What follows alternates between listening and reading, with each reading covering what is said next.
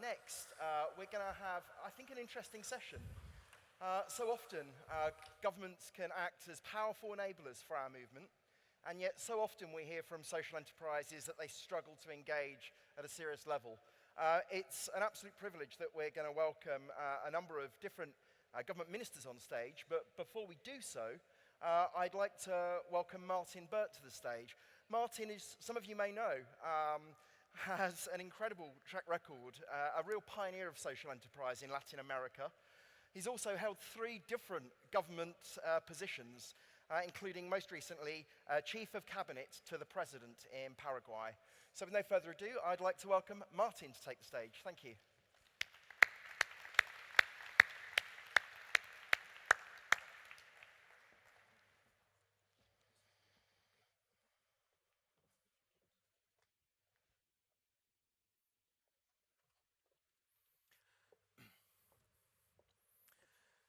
Good afternoon. How are you?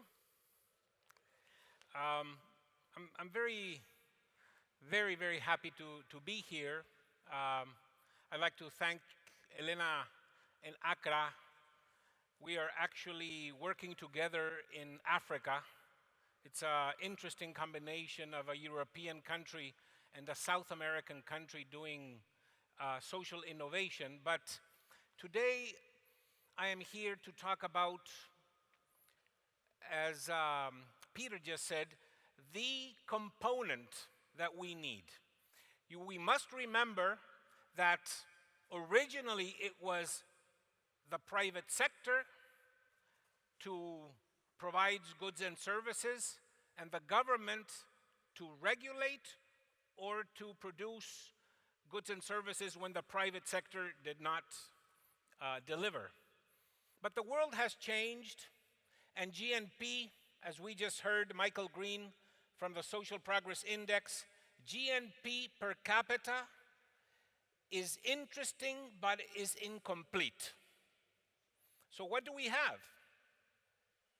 How can we address the problem of trickle-down economics? And what is the role of social enterprises when we have to figure out 2 elements? The first element is the target mission return. What is it that we want? Do we want financial returns for a social enterprise? And do we want social return on investment? And how do we scale? Do we scale the social enterprise?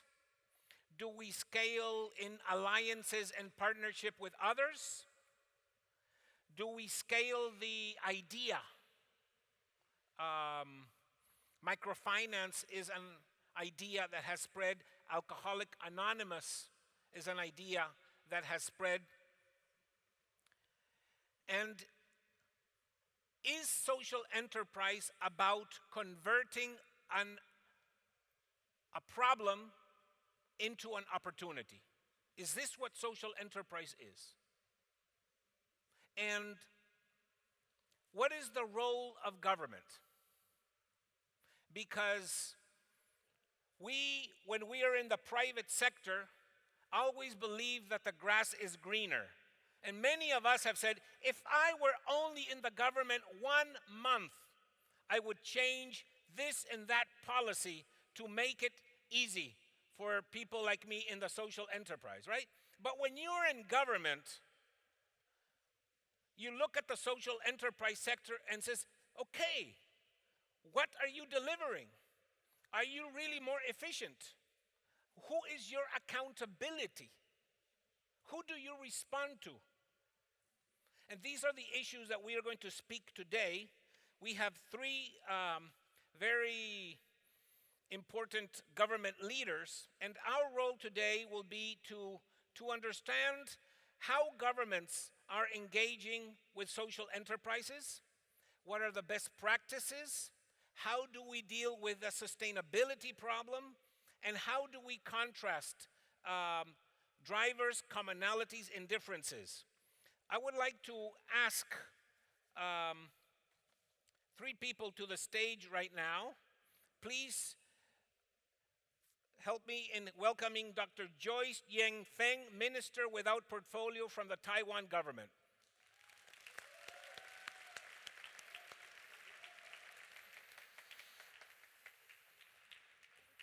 Welcome. Thank you very much. Also, I'd like to ask Dr. Ekow Spio-Garbrah, Minister of Trade and Industry from Ghana.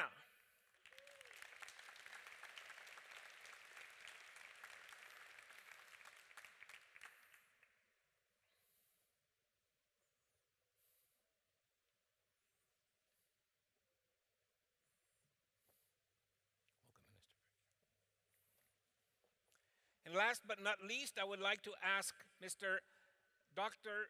Humza Yousaf, Minister for Europe and International Development from the Scottish Government.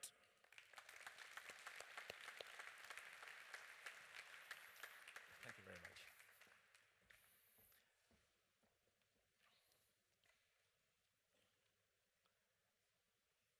We're running a little bit late, so I'm going to try to be fast. But before I ask Mr.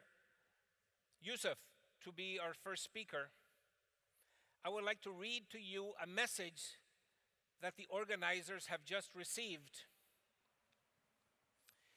Mr. Swinney, Deputy First Minister, Scottish Government, is unable to be with us and sends his sincerest apologies. He is coordinating the Scottish Government response to the situation in Tunisia and is attending to the repatriation of those tragically killed in the terrible attack. Members of his own constituency are amongst the dead. We are delighted that Mr. Humza Yousaf, MSP, Minister for Europe and International Development in the Scottish Government, can join us, and we look forward to his contribution. Mr. Yousaf. Thank you very much. Your Excellencies, ministers from governments, representatives of world governments, ladies and gentlemen, distinguished guests, good afternoon. It's a wonderful pleasure to be here. It's a pleasure to be in Milan for a number of reasons. One, of course, is for the Expo, but also I represent and was born in the city of Glasgow. And for a Glaswegian man or woman to be in Milan is a very special thing, because my football team is Glasgow Celtic. And the only time that we have ever won the European Cup was a victory against Inter Milan. And so therefore, every time I come to Milan, I feel very, very happy indeed. Now that's me probably angered half of the Italian audience, at least. Ladies and gentlemen, it's a great opportunity to be here to contribute to the Social Enterprise World Forum 2015 and join so many distinguished speakers and participants. The plenary session asks us to explore a very important question. Does social enterprise, or is social enterprise government's opportunity to blend economic growth with social justice? The short answer to that is yes. Earlier this year, the Scottish Government published its refreshed economic strategy. The central ambition of that strategy was inclusive growth. Not growth, but inclusive growth, which means achieving competitiveness and economic growth alongside fairness and social advancement. The strategy is significant because it provides a framework for the business of government and for our economic decisions, our strategic policies, and our broader ambitions for social justice. Both of these aims go hand in hand. It is impossible, as we've heard from other speakers, to have sustainable economic growth without equality. There are many examples of how that is the case. Gender equality is perhaps one of the biggest challenges we currently face, including, of course, in the United Kingdom and in Scotland. That is an example itself. How can we possibly have sustainable economic growth or sustainable and prosperous societies when women, 52% of our population, are excluded from the labour market? Ladies and gentlemen, social enterprise for the Scottish Government is a model of business which is very much putting our economic strategy into practice. Social enterprise has always had an important role in addressing the social issues facing our communities. More recently, there has been recognition of its economic contribution, and this is reflected in the Scottish Government's key strategies. We have in Scotland around about 5,000 to 6,000 social enterprises in our country. We have invested heavily in developing and supporting the sector over the last 8 years. We are keen to ensure that Scotland provides an environment within which social enterprise can flourish. I would say that social enterprise, social justice, but also social business is a part of our DNA. It is in our blood as Scots men and women. Scottish people, they have a very bad habit. Well, they have many bad habits, but one bad habit in particular is that we often boast, wherever we go, that we invented the modern world. The telephone, tarmac, penicillin, radar, the steam engine, modern day and age as well, cloning and the research for cloning in Scotland, the video gaming sector booming in Scotland. But although I cannot confess that or claim that Scotland invented social enterprise, our history does suggest that we have always played a pioneering role in social enterprise and in social business. For example, the very first documented cooperative in the world was documented in Scotland in 1769. The first ever savings bank for the poor in Europe was started in 1810 by a Church of Scotland minister, Reverend Henry Duncan. Many people in this audience will know, of course, of that great economist, Adam Smith. Now, he is given sometimes an unfair reputation as being a bloodthirsty capitalist. But if you read his book, The Wealth of Nations, he says very clearly, no society can surely be flourishing and happy of which the far greater part of the members are poor and miserable. And Adam Smith said this in 1776. So fast forward many centuries, and we're in a new phase in Scotland of social justice and social enterprise. Since 2007, we've been pursuing a radical program of change. This has sought to shift power away from government and from often vested economic interests to communities, to focus on improving the outcomes and life experiences of people in Scotland, to reform our public services so that they focus on and have an emphasis on prevention and early intervention. Strengthening social enterprise and increasing opportunity for the sector have been an important part of our program for change as a government. As you saw in the opening video and in the opening slides, in 2008, we were the first country to host the Social Enterprise World Forum in Edinburgh. And the Scottish Government published the Enterprising Third Sector Action Plan. That came with a whole raft of measures which have in turn produced an ecosystem to allow social enterprise to thrive. And this is where I think government has to take a lead. It has to provide an ecosystem to allow social enterprise to grow, to foster, and to expand. What are the components and what are the elements of that ecosystem?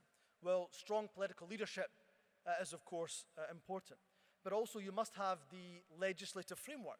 There's no point in having strong government without having a strong legislative underpinning for social enterprise. We have done that in Scotland through many pieces of legislation, the Procurement Reform Act, the Communities Empowerment Act.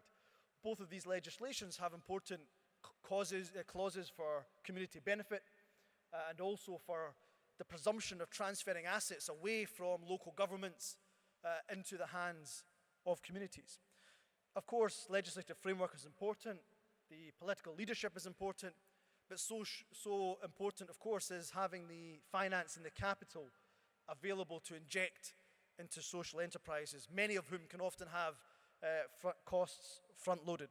So we do this in Scotland through many different funds, the Social Investment Fund, the Social Investment Growth Fund, which have invested between them almost £40 million to help to create that ecosystem, that funding avenue for social enterprises. We also talk about opening up the markets to social enterprise by increasing awareness amongst public commissioners of the value of the sector. We encourage the use, as I said, of community benefit clauses as well. It's also important to ensure that that ecosystem lives on for generations and generations to come.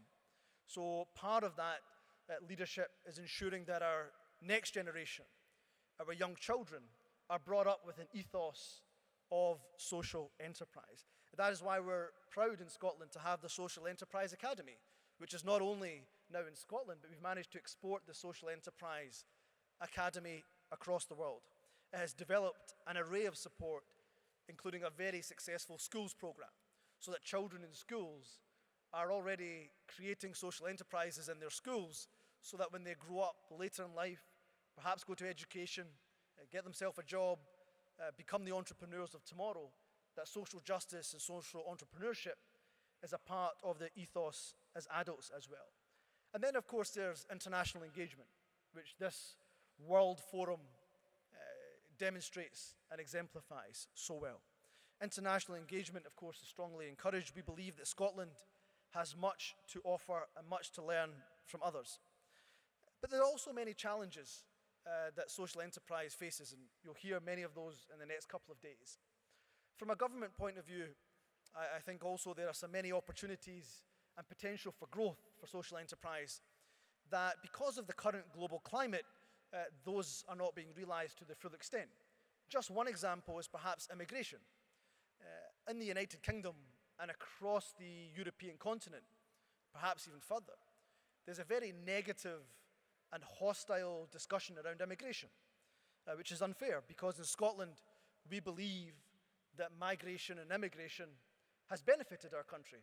I'm not just saying this because I'm the minister and I come from immigration stock myself, my father from Pakistan, my mother from Kenya, but immigrants have contributed to our country so well. They've contributed economically, they've contributed socially, they've contributed academically, and of course they've even contributed through their cuisine as well. I often say, and this is appropriate in Italy, that if you have any survey of what is a Scottish person's favourite food, then spaghetti bolognese and chicken tikka masala are always number one at the top, and thank God for it as well.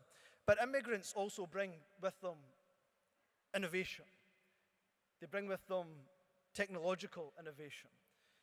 And it makes no sense, for example, for us to bring the best minds in the world to come to study to our country, and then when they finish their study, to, of course, make them leave the country. So we can take more opportunity, I think, as governments than perhaps we already have. Social enterprise has very much the potential to shift the paradigms of our economy. I agree with what was said by speakers before us as well. We must take the value of social justice in terms of measuring our success as a nation. Measuring success by infinite growth is neither sustainable, nor desirable, nor pragmatic. Social enterprise allows for added value, measuring success by creating fairer societies and a more sustainable future.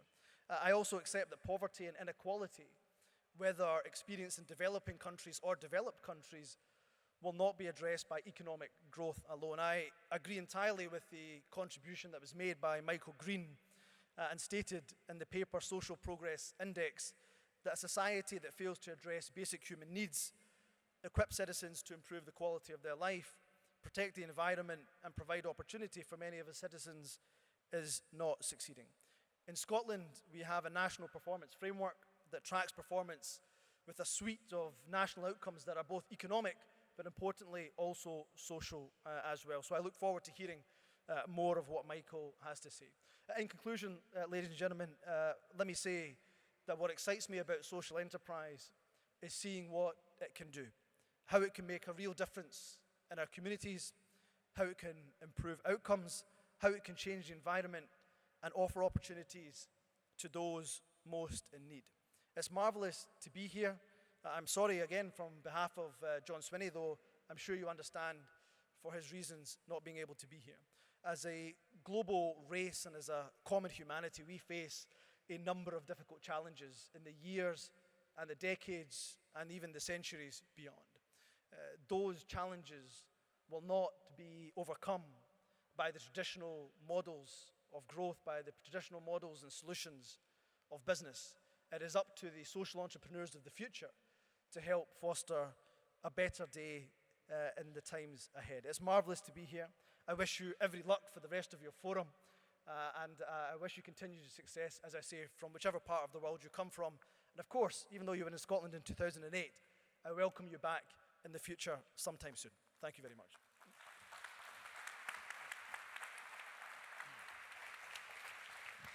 You will be third. Can we hear you now?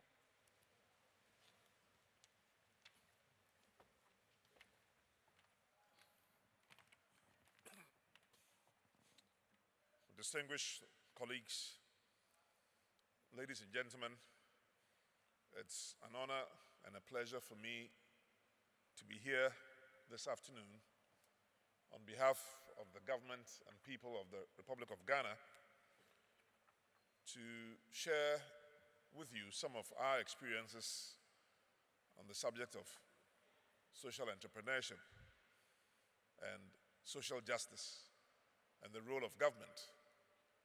I'm sure if you look around this room, one of the things you will discover is that there are not too many people from the African continent at this World Forum. But Africa, of course, is a significant continent on this planet. It has the privilege of contributing a significant portion of the resources of this world, as well as the population of this world.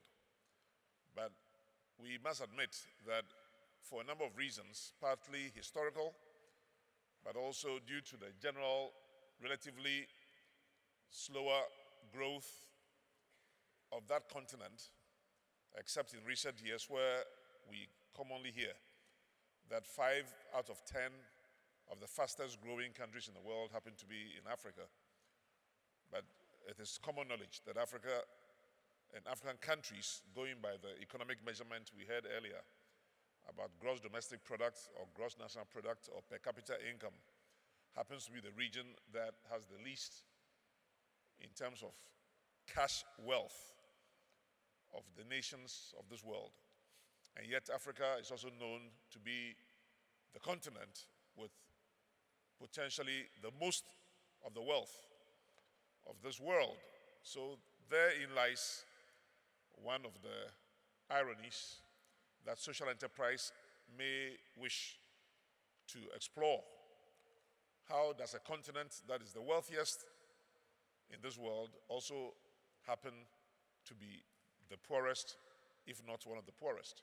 So I'm talking at the continental level as contrasted with my own country, Ghana, so that you can put my country in the right context, because I'm sure if they put a map of Africa on the screen and they ask most of you to point to where Ghana is, I'll be surprised if more than 25% of this audience can identify the physical location of Ghana.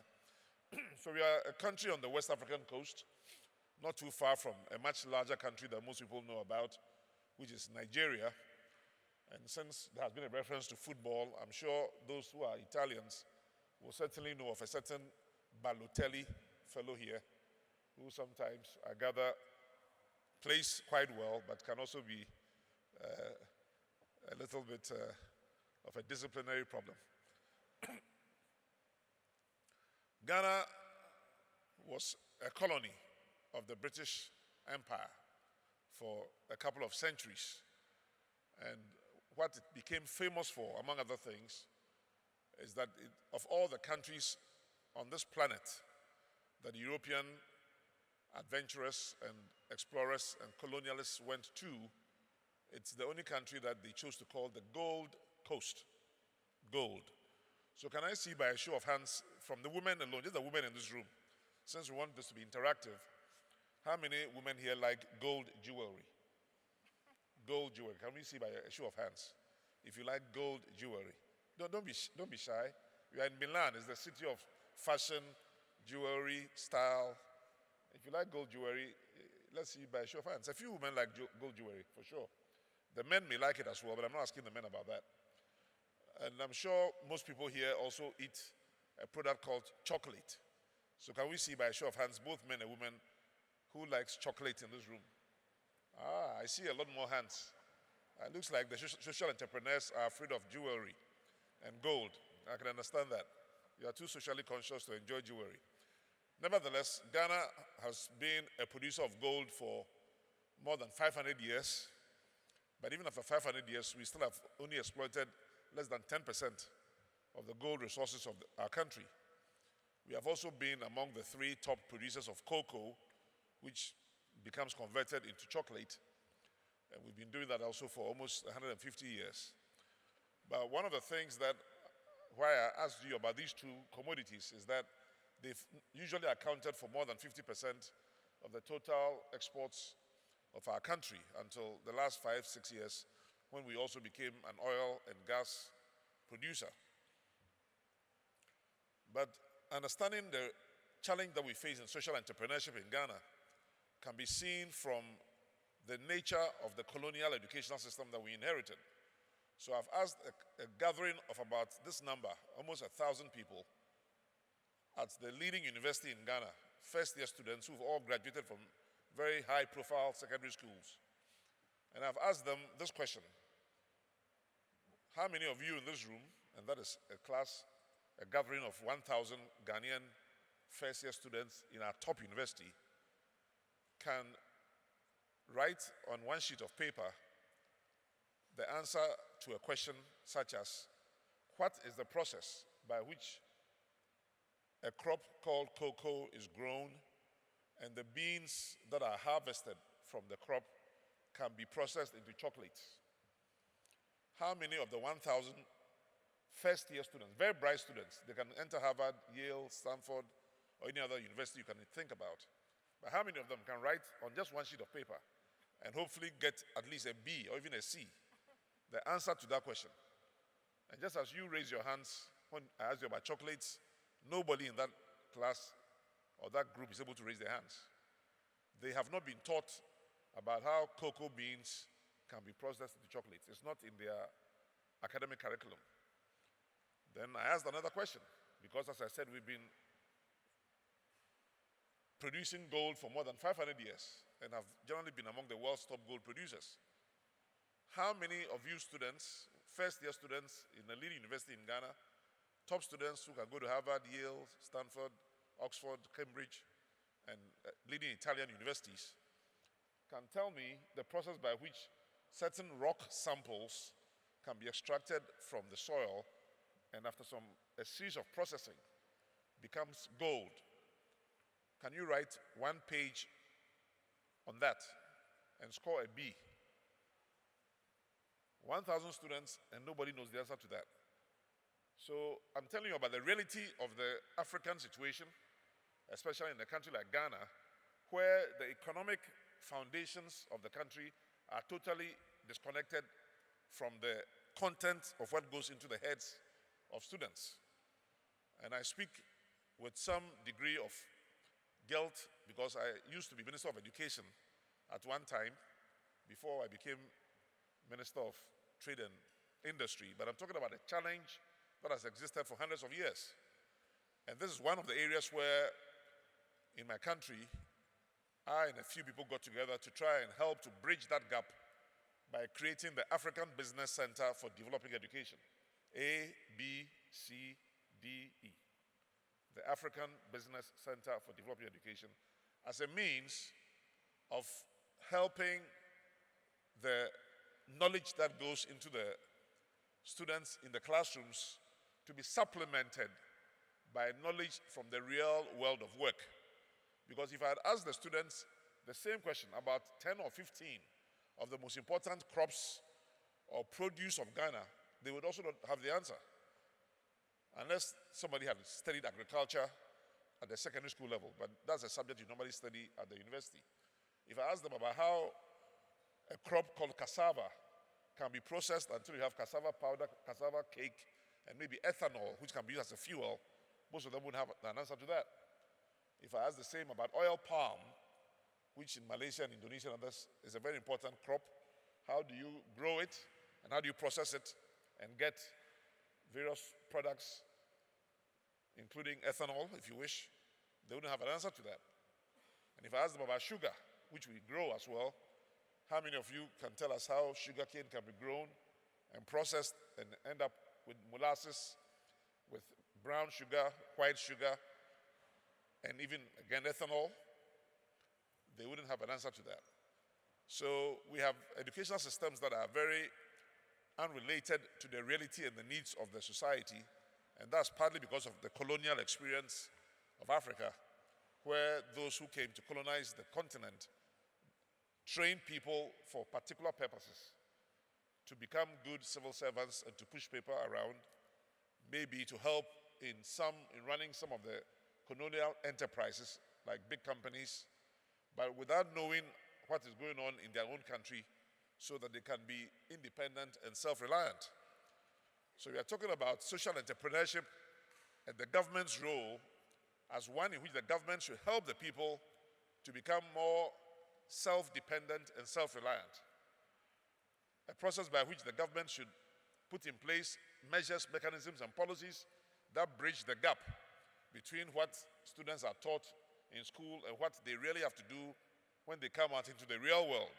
Because employers complain that we are graduating students who are not ready for the world of work, not only because of the hard content that I've just described, but also the soft skills. Students who don't even know how to write a CV, how to apply for a job, how to be interviewed, and when you get into the job, how to work in a team to attain specific common goals of the organization in order for the organization to succeed. So things about team building, teamwork, leadership training, these are all areas where social entrepreneurs could thrive throughout the African continent. So I'm giving many of you here social entrepreneurship opportunities. Somewhere else, we might call them business opportunities, things you can invest in. And for those of you who, like our friend Martin from Paraguay, is able to do some business in Senegal, there may be some of you working on other continents in Europe, in the Americas, or in Asia, who may be interested in setting up franchises or partnerships of your social enterprises on the African continent. And I'm basically saying to you that there's a lot of room for all of that. But because Africa is a relatively young continent, even though the oldest human being in the world is alleged to have been found somewhere in East Africa, but by modern governance systems and modern democratic traditions and modern educational systems, Africa can be considered to be a relatively young continent. Many of the advances that have been experienced in the industrialized world are yet to be seen in Africa. One of the things you'll notice, for those of you who've been to Africa, or for those of you who are encouraged you to visit Ghana first before any African country, as you fly into Milan, or as you fly into Rome, you see how the land has been taken care of, has been brought under control, under human control, a certain degree of civilization. If you fly in most African countries and you look at the land as you're about to land at the airport, you find that the land has not really been brought under sufficient control. You can't see the demarcations between what is a forest and what is a farmland, what is a human habitation. It's very confusing. There are many, many rooms for social entrepreneurs in the area of urbanization, in the area of town and country planning, in the areas of water and sanitation, in the area of power. Africa is still, unfortunately, what some people may call a dark continent. If you fly over most parts of Africa at night, you don't see any light on the ground. If you look through your airplane, the ground seems fairly dark compared to flying over Europe, for example. The whole of Africa, the power production in Africa is less than what is produced in this country of Spain, and it's less than what is produced in New York City. All the power of Africa. So most of Africa is power dependent, has power deficit rather, and about 40%, only about 40% of Africans have access to the electricity. So there's about 60% of Africans who are looking for various kinds of alternative power sources, whether it is solar, biomass, wave technology, if you want to do coal, nuclear, natural gas, etc. So if the entrepreneurs in the power sector or who are trying to bridge the gap between power surplus and power deficit neighborhoods, because many institutions work in the housing sector, power is one of the things that makes a big difference in the African environment. So I've tried to speak a little bit more about Africa than Ghana, only because I don't see much of an African representation here. And I know that Ghana is only one of many countries in Africa. I, of course, consider Ghana to be the most attractive country in Africa for you to do any business, social business, commercial business, or even to come and visit. It's the country with the friendliest people, the most hospitable, the safest, the country in which you can go jogging at 5 a.m. in the morning or at 10 p.m. and not be afraid of being mugged. And of course, the only black African country that has produced a Secretary General for the United Nations, and I'm sure some of you here who are old enough will know of a man called Kofi Annan, who used to be the Secretary General of the United Nations, an example of the very high quality of academic output of the universities and the secondary schools in the country, except for what I told you, that they are very well trained to pass exams in Cambridge, in Oxford, in Harvard and Stanford, but they have not been educated to know much about their own country. And that is an opportunity for social enterprise, and the government of Ghana, through new policies, through incentives, through financial interventions, through facilitation and encouragement, is doing its best to bridge those gaps. And I encourage you to join us to do that. Thank you very much.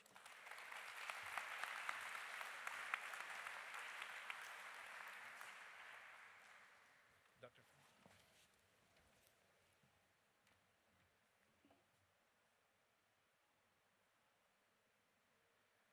Honorable Moderator,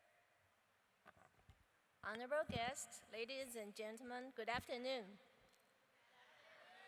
I'm Joyce Feng, a minister with a portfolio from the Republic of China.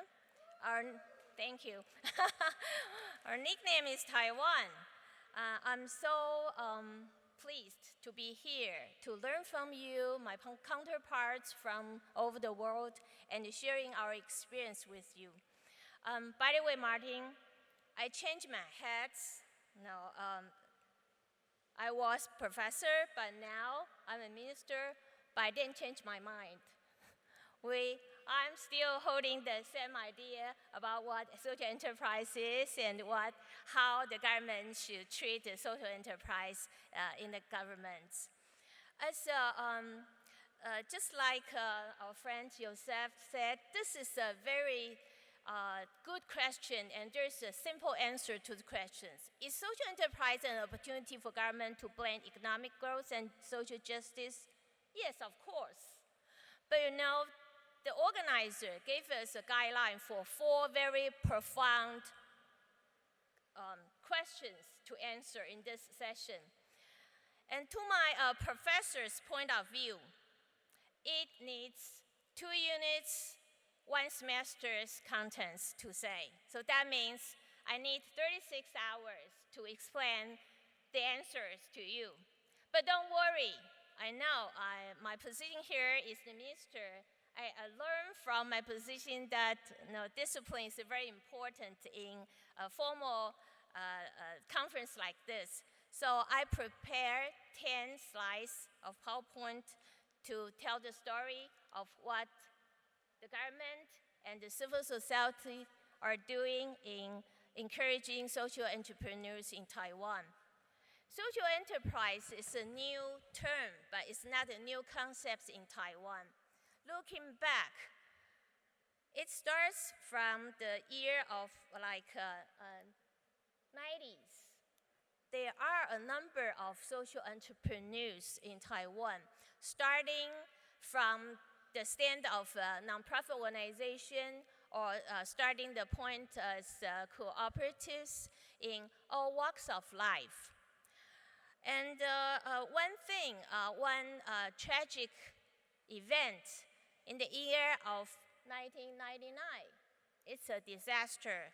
It's an earthquake. It's a gigantic earthquake, ruined the middle of Taiwan, the land, life, taken away lives, and it really shaken up the societal solidarity.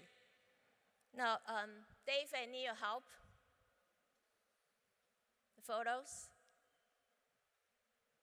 Oh, I'm sorry. Yes, it was like this when the earthquake happened in the midnight. And next, the photo twice. And 5 years later, everything came back to the position. Thank you, Dave. Thank you. Yes. And next, we'll see in the year of 2000, around the year of 2000, 2010, there are a number of innovative social enterprise emerging in our society. One good example is the fair trade registration. And the person who started that social business is among us. And are you here, Karen? Or colleagues? Doesn't matter. You can see the exhibition in our exhibition hall. And next thing, I think it's very important to foster the social enterprise development in Taiwan is the work in academia. A number of universities and professors are interested in study, survey, and help with the social entrepreneurs. They theorizing them, they measure the impact, and they try to help with the business models. So, social enterprise really attract the social attention in Taiwan, starting the year 2009. The first social enterprise summit happened in Taipei. And next event is this media. It's a social media. We call it, the name is Social Enterprise Insights. People start that social enterprise are among us, and she's gonna give a speech later on. And we'll have the exhibition of this organization. One amazing thing they have done is they really arouse the young people's compassionate into getting the work of social enterprise. They really highlight the values, the social values, in addition to commercial values of social enterprise. That means the awareness is being awakening starting the time point 2012. Of course, the government had some contributions to this development. After the earthquake, there is policy initiatives. We call it temporary statute for post-earthquake reconstruction. That policy initiatives putting a lot of resources and helping with local government to help the community to rebuild their life, rebuild the local business. So the reconstruction emphasized on the employment in the local level, in the community level. Therefore, our Ministry of Labor, they developed a number of acts, programs, and then initiatives to help with the community development, community employment, and eventually they built this Office of Social Economic Development in the year of 2011. The highlights comes to last year. We call it 2014 is the beginning of the era of social enterprise in Taiwan. We passed the social enterprise action plan in the executive yuan, that's the cabinet, the central government. And the most important part is, in addition to Ministry of Labor, Ministry for Economic Affairs, Ministry of Health and Welfare, Ministry of Education, Ministry of Agriculture are all joining in the effort of promoting the social enterprise in Taiwan. And actually, we are people from these various ministries with us in this delegation. Are you there? Yes, so if I know I don't have enough time to explain everything, so if you want to know something about any one of the ministry, how they help with social enterprise, what's their attitude, and what's their theme, what's their perspectives to this social enterprise ecology, please just ask them. Whoever where this band says 2015 Social Enterprise World Forum in Taiwan, they will have the answer for you. And the last thing is, starting this year, there is a social enterprise hub. It's originally, Dave, I need your help. Originally, it's our Prime Minister's residence. It's a beautiful house with a courtyard. And next, sorry. Right now, he donated this residential house to build a social enterprise hub and run by the social entrepreneur. So they have those competition like hackathon, and we have seminars, activities. The Prime Minister's house become the center of social entrepreneurs gathering. Therefore, next. Therefore, we can categorize our social enterprises into 4 groups. We have company-based social enterprises, and it's being surveyed by the Ministry of Economics. There are at least 56 companies. They call themselves social enterprise when they registered as a company. And if we broaden the definition of social enterprise, as long as they have the social purpose within their articles, there are 200 of them. If we have a broader definition, that means as long as a company whose business scope is including social purpose, there are 1,000 of them. And the second group is the NPO-based social enterprise. According to the Ministry of Labor, who started to help with the post-earthquake reconstruction work, helping the NPO, NGOs to rebuild the community strength, to employ the local people. And after 20 years' efforts, they have community economy type, cooperative economy type, job integration type. Altogether, there are 604 of them. And they are traditional social enterprise, even though they don't name themselves as social enterprise. The third kind is most traditional ones. They were in the Ministry of Agriculture, registered as agricultural cooperatives, or registered under Ministry of the Interior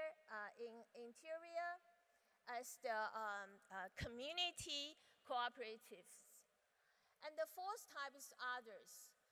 Some social enterprise, they are not having any business models, but they put in their efforts to help with the ecosystem of social enterprise. So they devote their energies into social promotion, community building, financial sources for helping out those startups of social entrepreneurs, or they providing counseling, guidance, and capacity building lessons. So as to the question, what's the role or what's the impact of social enterprise in Taiwan? The answer is they stand for the new economy revolution. Social enterprise, they do provide services to the community and make social impacts. They make environmental impacts, and they themselves are really emphasized on their own sustainability. And there are 6 categories of our social enterprise nowadays. Some are for the social inclusion, service or goods or products for the underprivileged. Some are for the fair trade. Some are for technology innovation. Some are for cultural preservation.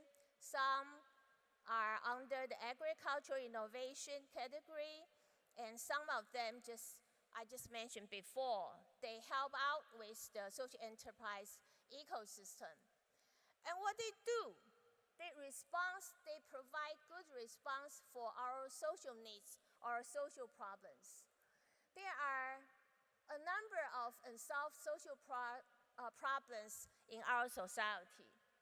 Number 1 is service to vulnerable groups, and we are facing a rapid changing society, especially the aging population fastly, and that opens a new era of the social phenomena and the responsibility and the resource reallocation in our society.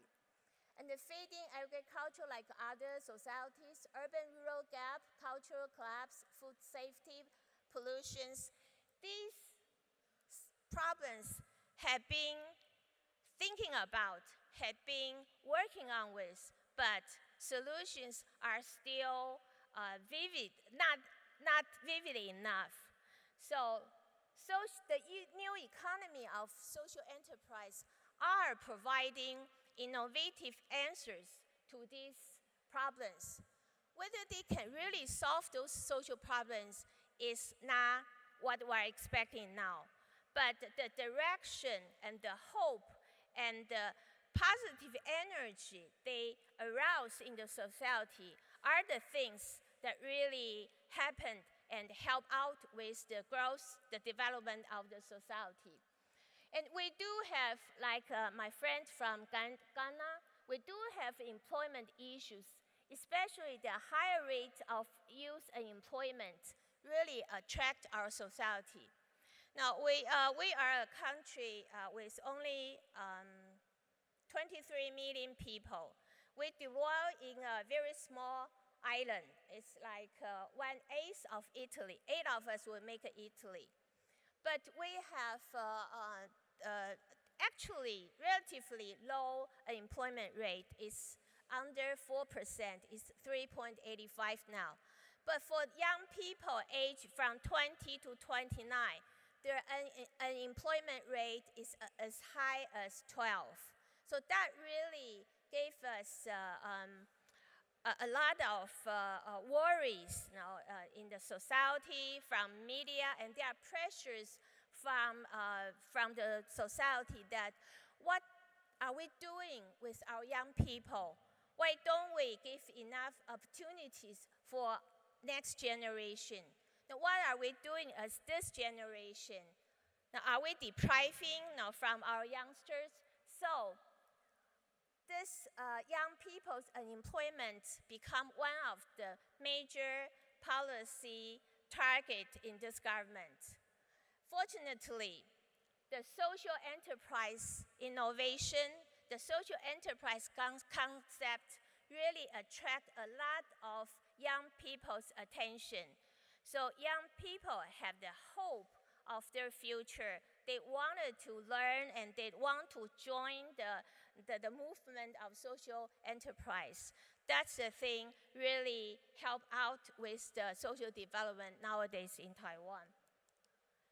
And so what is the government policy? What is the initiative in the government policy of the 2014 Social Enterprise Action Plan? The vision is create an ecosystem that nurtures innovation, startups, growth, and developments for social enterprise. We have three very clear goals.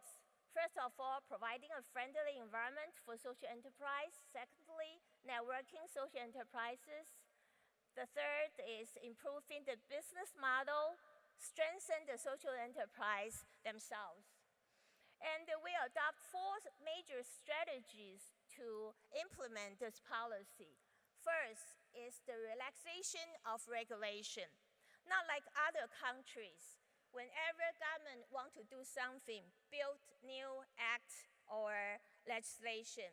In our country, especially with people from the third sector, we know that we do have enough social force to develop new innovations in the society, as long as the government do what government can and not to do what government cannot. So relaxation or deregulation is one of the major initiatives we take. And networking, financing, incubation, like I just said, you can ask our people from Taiwan. And there are more information of our policy strategies. You are welcome to ask for pamphlets and informations in our exhibition hall. And last one is the concept of the government in Taiwan. As a government, we think our obligation is to see there is a healthy ecosystem for those entrepreneurs. And there are incubators as their sunshine, and there are angel funds as their water, and there are consumers as the air of social entrepreneurs. And eventually, in the long run, we think it's not government to govern the social enterprise sector. It's the self-regulation, the goal of this ecosystem. That means the government will stand back as long as the ecosystem is become healthy. So, in concluding my presentation, what we believe when I borrow the founder of Shokan Fellowship, social entrepreneurs are not content just to give a fish or teach how to fish. They will not rest until they have revolutionized the fishing industry.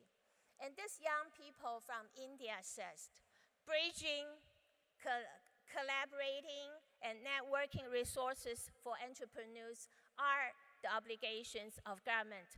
I, as the representative of government from Taiwan, agree with that. Thank you very much.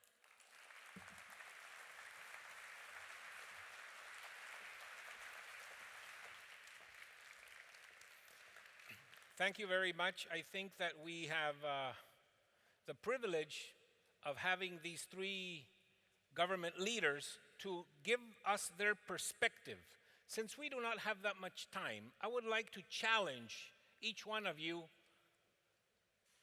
to tell the audience, the social entrepreneurs who are here, if you could say it in one sentence to them, what is the biggest problem that you see that should be converted into an opportunity? What is as a minister, your biggest frustration with social entrepreneurs and social enterprises? And what is your message to the social enterprise movement? Minister Yousaf? Thank you for picking on me to go first in the questioning. One sentence for a politician is never enough, but I will do my very best. I think the biggest challenge, when I look into the next 10 years of where do we want social enterprise to be, is that it becomes the normal model of business. So this is what I think is the biggest challenge. People view social enterprise as a nice add-on, as just an adjunct. It's a nice thing to do if you can afford to do it, or if you understand how to do it. But it's not the normal business model. So I think that is the challenge. From a government's perspective, from what I'm so proud of in Scotland and this forum is that we've brought people together from across the world, and they're using their crowd thinking and their crowd innovation to come up with solutions to some of the financing challenges that clearly exist, and that those are some of the challenges I spoke about. I think those still exist because so many front-load costs and capital costs exist for social enterprises. How do we come up with innovative funding solutions and mechanisms? I hope that was not quite a sentence. Thank you very much. I I would like to hear the response in applause. Low applause means, high applause means we like your answer. Very kind. Now I would like to ask Dr. Ekow Spio-Garbrah, Minister of Trade and Industry from Ghana. What is your message to social entrepreneurs here? What is your biggest frustration with the sector, and what is the big problem that you see as an opportunity? Hello. As I think I implied, the biggest problem in Ghana and in most parts of Africa is the youth bulge that is coming up over the next 20 to 30 years. You're going to have a continent where more than 50% of the population is going to be less than 25 years old. Most will be reasonably well educated and will not find jobs. So if we can get the youth that are coming up to think more about social enterprise and about their own capacity to network and partner with others, both within Africa and outside, to create social enterprises that will solve real problems in Africa, then I think we're making a lot of progress. As a government, I can't say we have any frustration with social entrepreneurs, but quite clearly, many social entrepreneurs believe that they need funding and capital and resources to be able to set up their enterprises. And I think from what we've seen from Taiwan and from the UK, there are a number of instruments that are generally available in most countries and also in some parts of Africa that should enable social entrepreneurs to set up. In Ghana, we have the Youth Entrepreneurship Support Scheme, for example. We have a number of angel investor network, venture capital institutions that could all support social entrepreneurs. Thank you. Thank you, Minister.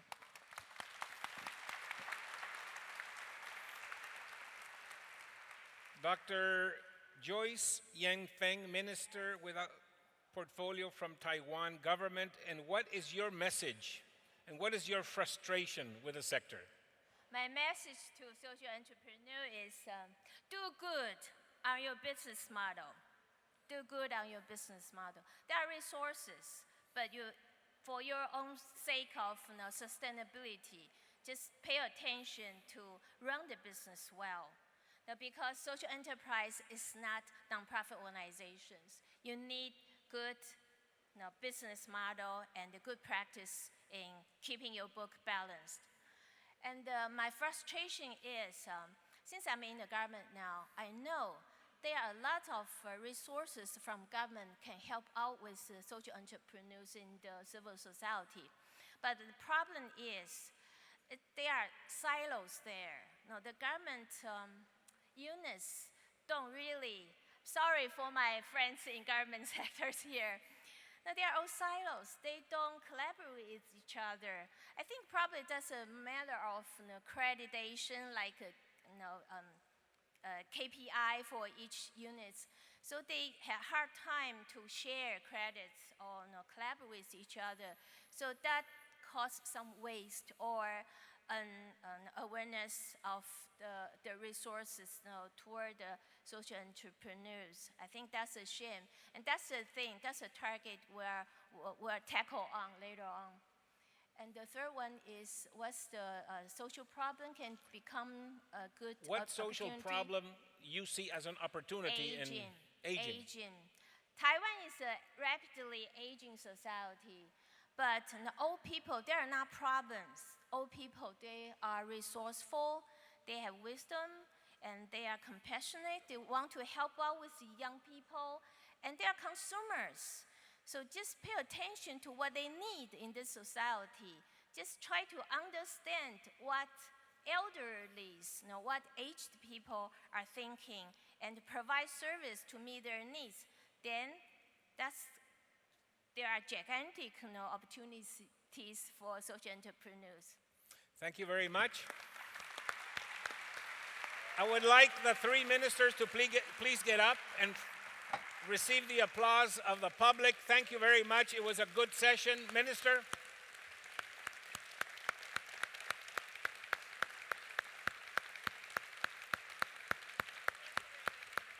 Thank you. That's the end. Thank you very much. Thank you, Minister. Gracias. Muchas gracias. Okay, did you recover? Thank you all. I'm sure you were delighted to hear such thorough responses from our guests. Thank you all so much.